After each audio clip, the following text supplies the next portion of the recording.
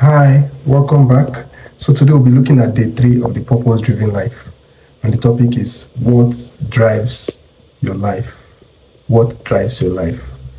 Ecclesiastes chapter 4 verse 4 says, I observed that the basic motive for success is the driving force of envy and jealousy. The chapter opens with a major statement. Everyone's life is driven by something.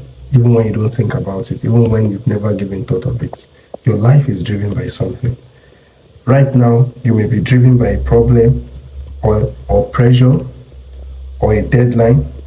You may be driven by a painful memory, a haunting fear, or an unconscious belief. There are hundreds of circumstances, values, and emotions that can drive your life. Here are 5 of the most common ones. The first is many people are driven by guilt. Have you done something before and you keep dwelling on that thing and how much you wished that thing never happened? The guilt from it can control every other thing you do for the rest of your lives if you don't master it and if you don't take care of it. Many persons that are driven by guilt. Guilt-driven people are manipulated by their memories. Every time they are scared, what if this thing happens again? Oh, what if that happens again? Oh, what if this is the result of what I've just done, just like it had happened before? Guilt-driven people are always living in the shadows of their memories, and it could become the driving force of their life. You will be restless, just like God told Cain. He said, you will be restless, you will be a restless wanderer on the earth. That's exactly what describes most people today. They wander through life without a purpose. We are products of our past. Yes, like I always tell people, you are a sum total of all the decisions you have made from when you knew yourself up until the moment you start thinking about it. But we do not have to remain prisoners of our past. Our past is our past. Remember, Apostle Paul said that one thing he does is that he forgets the past and then he focuses on the future. So our past, whatever it may be, however it was, is now in the past. So whatever happened then should not make us so guilty, or we should not feel so much guilt that we are chained in the prison of our past. All right, so the next thing that is important, or the next point, the second point, when we consider what drives people's life, is that of resentment and anger. Some people's life is driven by resentment and anger. Instead of releasing your pain through forgiveness, they rehearse their pain. Instead of people releasing their pain through forgiveness, they rehearse it over and over again in their minds. Have you been there before when somebody hurt you so bad that you don't want to forget it? You bring it before yourself every now and again. This person did this person did that, and you don't want to forget. You feel if you forget, you may forgive the person. Have you also considered that many times when you're in that situation, you are actually the only person in that prison of unforgiveness? That person who might have wronged you may have even forgotten such a scenario played out. But because you have refused to forgive that person, you remain in the prison of that hurt and of that pain. And it's not a good thing to be driven by resentment. Resentment always hurts you more than it does the person you resent, right? And those who have hurt you in the past cannot continue to hurt you now unless you hold the pain through resentment. Your past is your past and nothing will change it. Whatever it is that person did to you is now in the past. And however you try, you can't change it, right? So you just have to release them through forgiveness, because resentment and holding that hurt against them will keep you perpetually in the pain of something that is now in the past. So it's very encouraging for every one of us not to be driven by that and not to allow resentment or anger color our perspective towards life. The third thing people are driven by is fear. The third thing is fear. Regardless of the cause, fear-driven people often miss great opportunities because they are afraid to venture out. Instead, they play it safe, avoiding risks and trying to maintain the status quo. Have you also noticed that in your life, or somebody that you know, they've experienced this, where they've made certain decisions in their life And because that decision did not play out according to their plan, they get so fearful of making further decisions or further plans, later in life, because they keep thinking they will fail exactly the way they failed the last time. And because of this fear, many people, they shut down. Practically, they shut down. They just like Require was saying here, that they play safe, they avoid risk. They try to maintain the status quo. They don't want to ruffle feathers. They don't want to, venture out. They don't want to try anything new. They just want to remain in something they know has worked and has always worked for them. But you should not be driven by fear, because fear-driven people don't get to achieve all God has called them to do in life. They don't get to fulfill purpose practically. Because remember Abraham, how God called Abraham to go to a land he was going to be shown. He was not shown at the point of God telling him to leave. God said he's going to show him along the way. Imagine if he had not approached, God in faith, believing that truly God will keep his word. And if he was fearful, how can I leave everything I've known, everyone I've known, to venture into the unknown? But it took a step of faith. And of course, today, we are all called children of Abraham, because he was the very one that started this work that we have with God, and that we can always lay claim to the blessings that God blessed him with, right? So I remember how somebody once defined fear as false experience appearing real. False experience appearing real. It's very important that we know that fear is a self-imposed prison that will keep you from becoming what God intends you to be. You must move against it with the weapons of faith and love.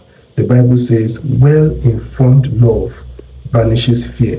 Since fear is crippling, a fearful life, fear of death, fear of judgment, is one not yet fully formed in love. So it's very important that we know that faith is the opposite of fear, and fear is the opposite of faith. And therefore, we should operate in faith and not in fear. All right, so another thing that drives most people is materialism. Their desire to acquire becomes the whole goal of their lives. And this drive is always to want more, based on the conception or the misconception that having more will make them happy, more important, more secure. But all these things are just ideas, and they are not true. If your life is driven by materialism, you always want to get more. When you see this on social media, you want to get it. When you see that on somebody, you want to get it. When you see somebody talk about something, some people, is even when they hear somebody talk about something, and they just want to get it because they feel getting that thing, we add to their joy, or whatever it is, but it is not true. So we are not advised to be driven by materialism as believers who want to fulfill purpose. Self-worth and net worth are not the same. Your value is not determined by your valuables. And God says the most valuable thing in your life are not things. The most valuable things in your life are not things. Remember that the Bible even says that a man's life does not consist in the abundance of his possessions. So that God does not count your worthiness according to what you own. So you should not be driven by materialism.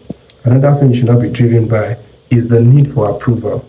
Yes, it's important to dwell in communities, to have relationships, but don't ever be boxed up, in trying to please men. Our goal is not to please men. Our goal is first and foremost to be approved of God. Is to be approved of God. Being controlled by the opinion of others is a guaranteed way to miss God's purpose for your life. Jesus said, no one can serve two masters.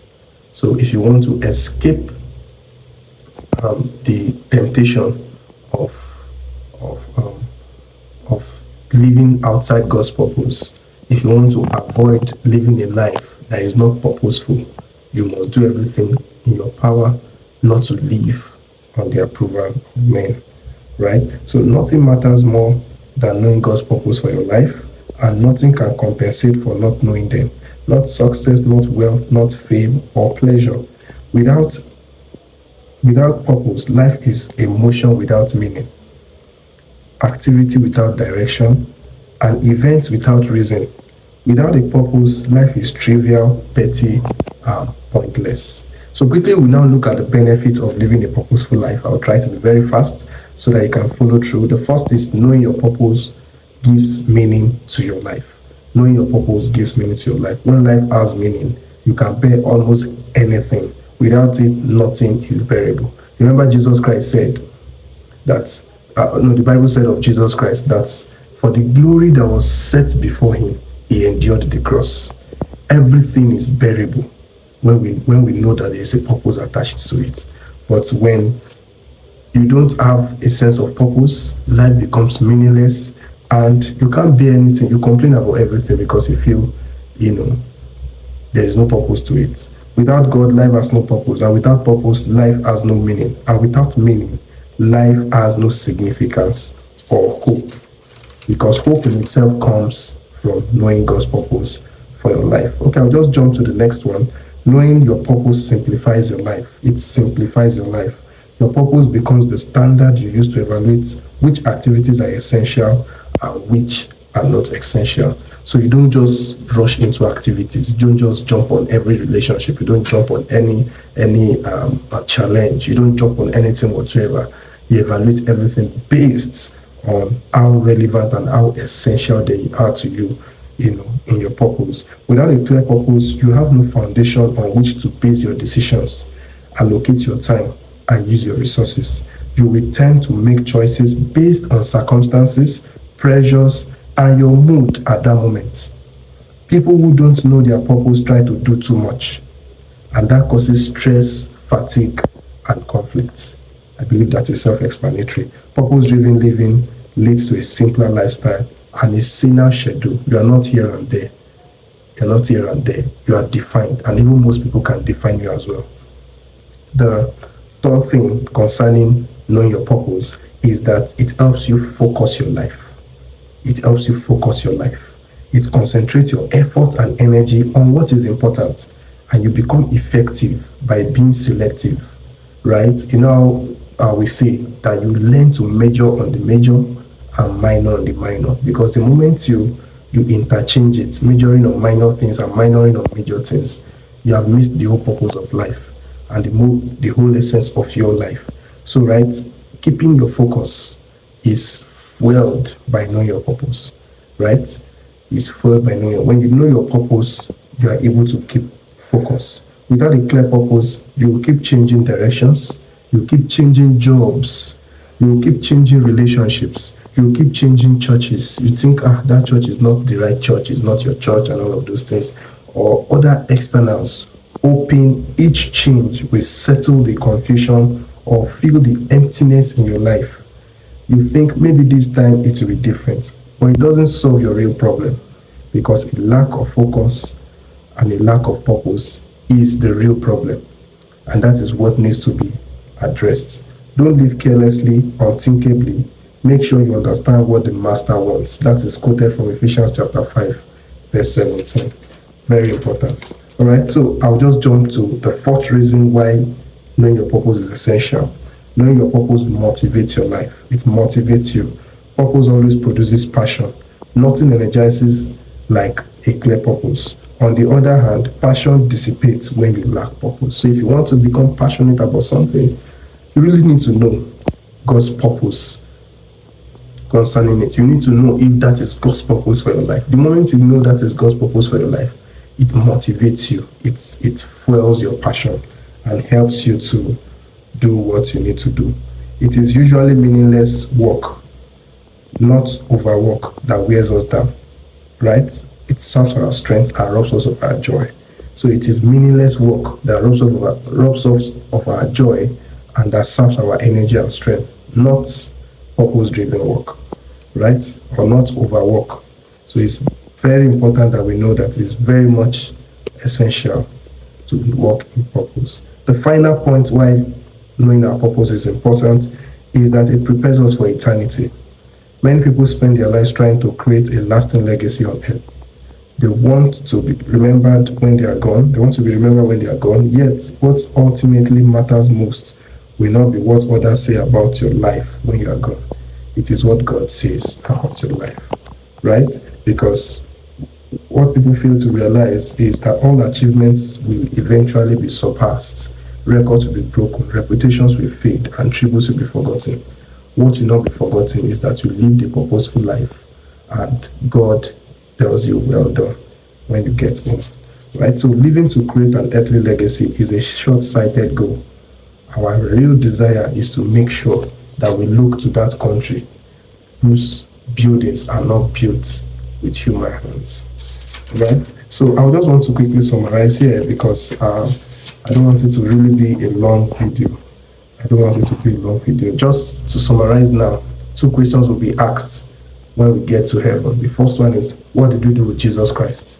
When God so generously gave us Jesus Christ, his only begotten Son, what did we do with him? Did we accept him into our life as our personal Lord and Savior and live according to his dictates, or did we just treat him as nothing?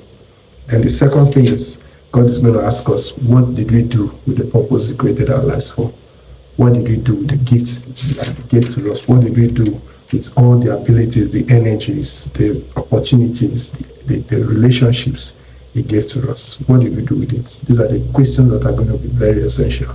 So it's important that as we live our life purposefully, we know and we realize that it's not about our life here on earth. It's about the life we'll spend with God in heaven, which is forever. And like the Bible has told us repeatedly, is for eternity. So as a wrap up of this video, the question for us to ponder for day 3 is, what would my family and friends say is the driving force of my life, and what do I want it to be? You may not be honest with yourself, but ask people around you, what do you think my driving force has been? And if it is not what it should be, we are encouraged to pull down what we want it to be and believe God to help us through it. Thank you so much. See you at the next video.